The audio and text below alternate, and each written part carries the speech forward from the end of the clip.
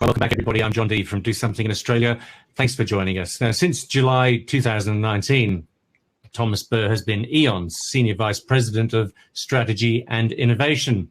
In his role, he's focused on how technology and strategy can be leveraged to grow E.ON's future business. Now, before that, he was the Chief Executive Officer of Energy Innovation Hub, as well as Chief Futurist and Senior Vice President of Innovation and Business Transformation at German energy company Energy SE. Since 2016, Thomas has overseen the strategic direction of Energy Innovation Hub and its mission to create the future of energy by identifying the technologies, ideas, and businesses that will shape that future and provide them with funding, mentoring, and a co-creation platform. Thomas has over 25 years experience in the energy industry, and between 2010 and 2016, he held the role of RWE's global strategist, where he was CEO of one of its largest energy retail and grid subsidiaries. Thomas, I'll now give you the floor. We're looking forward to your speech on innovation, the game changer in the energy industry. The floor is yours. Thank you. Yeah, thank you very much, John. Hello, everybody. So innovation is a game changer in the energy industry. That is not a too obvious statement, to be quite honest. We are in a business which had in the past very low resource spend for R&D and innovation. In the energy business, we were primarily used to apply innovations from our sub-suppliers for the past 100 years in business.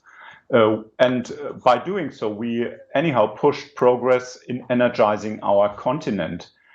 So with the energy transformation happening, pretty sure that will have to change. Innovation is essential to almost everything, for living a better life, for being healthier, and for pure survival. And of course, for the energy transition to happen. For us at E.ON, innovation is the essence in creating a sustainable world for generations to come. So in my keynote today, I would like to use the opportunity to share with you 3 thoughts about the changing energy world and the role of innovation in it. The first one is success is driven by purpose. May it be a mission to Moon or Mars or winning the World Championship, may it be the mission to net zero or anything like that. We all need purpose in our lives and in our careers.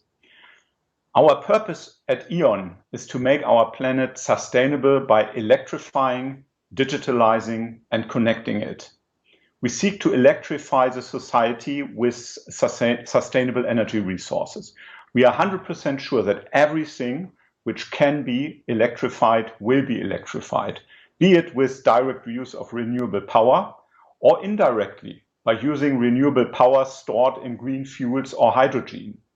We want to connect regions, we want to connect countries, cities, people, and billions of devices with networks, and digitize everything we do.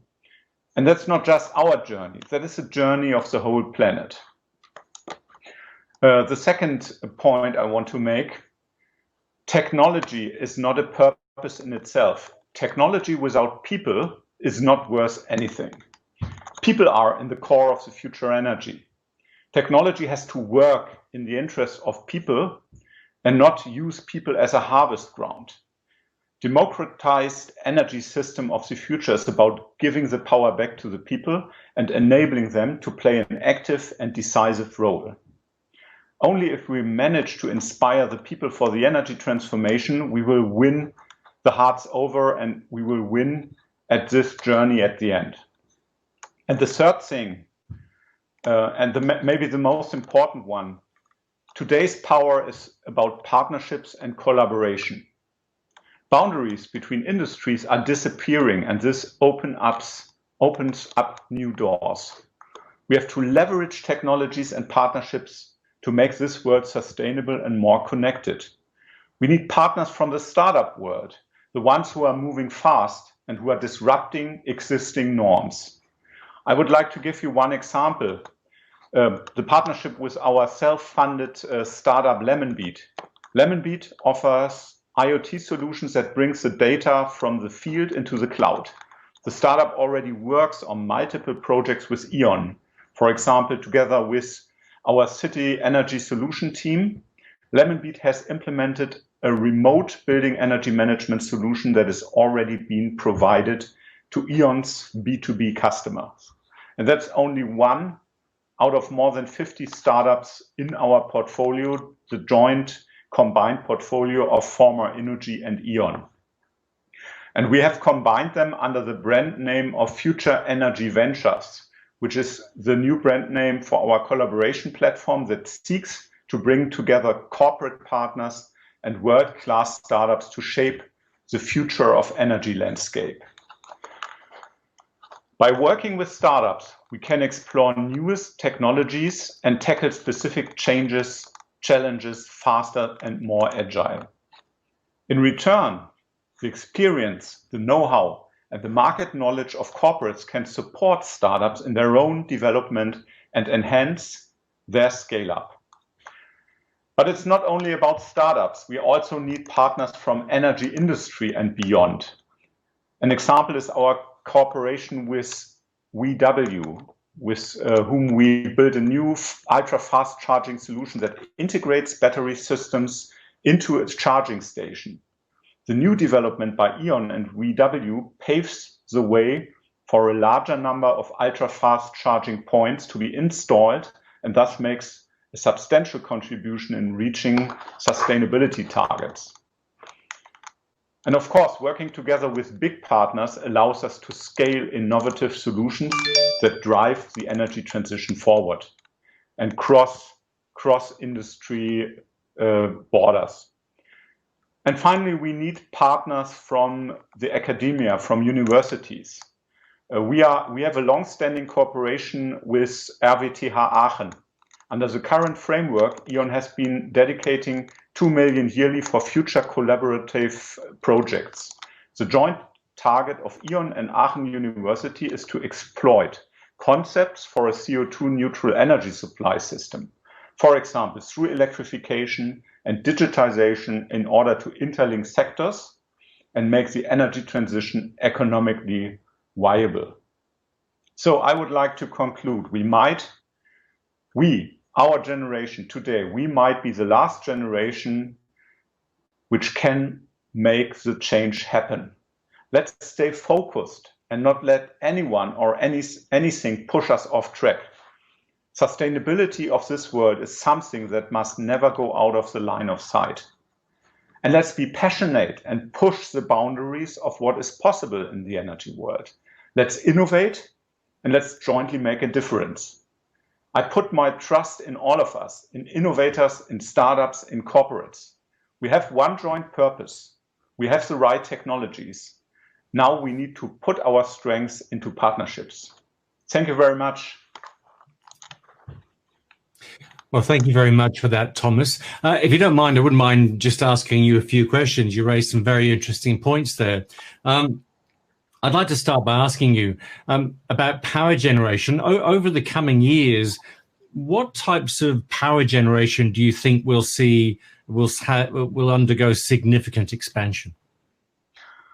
So first and foremost, I'm deeply convinced that all technologies we need to make the energy transformation towards a zero carbon world happen are already invented or are at least on a very steep learning curve. And I see ourselves in the solar century. And I'm deeply convinced that solar will be the source of power for this century. With some traditional fuels. I mean, we will see a couple of years with gas, maybe replaced by hydrogen. We will see wind for a number of decades in this century, but at the end of the day, I'm deeply convinced it will be solar. Look, I think you're right. I think here in Australia, solar undoubtedly is the way forward. But what do you think about if you look at the UK, for example, offshore wind has really taken off and seems to have huge potential. What is the potential role for offshore wind, do you think? Well, I mean, there are places on this planet where offshore wind is really a good option. And it's indeed all the countries which are around the North Sea, and special stripes of even the Atlantic Ocean and other places in this world. Look, at the end of the day, we also see the future of hydrogen, which at the end of the day will be nothing else, green hydrogen, nothing else than stored solar power, which will be shipped around the world or brought into the places where it's needed via pipelines, will be the backbone of our future power supply. But that's very far out. Now I'm talking about the fully decarbonized world, maybe in the 50s of the century. A lot of people watching now are very interested in startups and innovation. When it comes to global energy strategy, what's the role of startups and innovation, in your opinion? So the principle of survival of the fittest and being able to scale and quickly ramp up ideas and good business solutions, not only technology, but in the first place, business models. That is the big domain of the startups. That's where corporates usually start to set up a working council and, let's say, working groups and big admin committees to set up ideas. And in that time, a startup is already, if it's successful, is already in the market and has its first successes. And we have to find means and platforms to develop synergetic collaborations with these startups to mutual benefit at the end of the day, to implement their good ideas into our value chain. Now, there's quite a few people who work for utilities who are watching today. In your opinion, what opportunities exist for utilities in the distributed energy space?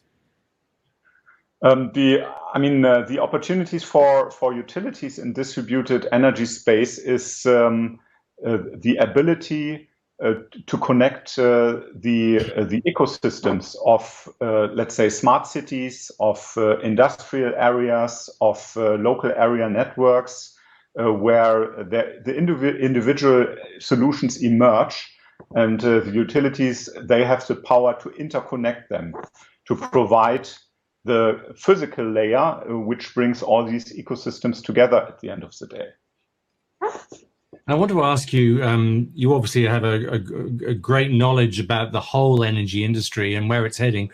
In what ways do you think the energy industry will be fundamentally redefined? Will it be driven by, things like digital disruption, or will it be a convergence of, new technologies, new business models from across different industries? What are your thoughts on that? Where is it all heading? The energy industry will be redefined, and the history of energy will be completely newly written by the big 4 Ds. So the first one is decarbonization, of course, decentralization, digitization, and at the end of the day, democratization. And the last thing that shapes the idea of people taking and consumers taking a stake in the future energy system, not only being pure consumers of electrons and molecules, but also contributing to the system with their own in-house solutions, with, let's say, the self-generating power, with the power to interconnect with their neighbors, and also they store and share their energy at the end of the day. The 4 Ds will completely redefine the history of energy, in my point of view. And if you break it one level down, you see some technologies which support that. For example, the combination out of artificial intelligence plus quantum computing plus distributed ledger technologies like blockchain, for example. If these 3 technologies emerge jointly and escalate each other, that will completely change the energy landscape. Well, Thomas, I'm afraid we have to leave it there. I could talk to you for a long time, I have to say. But thank you very much for a very insightful keynote and for answering those questions. Thank you very much for joining us. Thank you very much. Take care. Thank you. Well, now we've reached the end of the opening session, and we're all set up to kick off a week of exciting energy content here at Set Week. So please do stay tuned. We're going to have lots of set talks, workshops, fireside chats, keynotes, and a lot more from speakers from, a diverse range of sources. You've got the European Commission, Google, Microsoft, UNF, CCC, and many more. Now, the SET team would be very grateful if you could share the SET week with your networks. As I said, if you can do that, the hashtag is hashtag SET20, SET20. A big thank you again to all the keynote speakers who spoke today, Stefan Kepferer and Thomas Birr, who you just saw, as well as Andreas Kuhlmann and Dr. Wilkinson for their welcoming address. It's been a pleasure joining you virtually from here in Australia. Do enjoy SET Week. I'm John D from Do Something and RE100. Goodbye for now.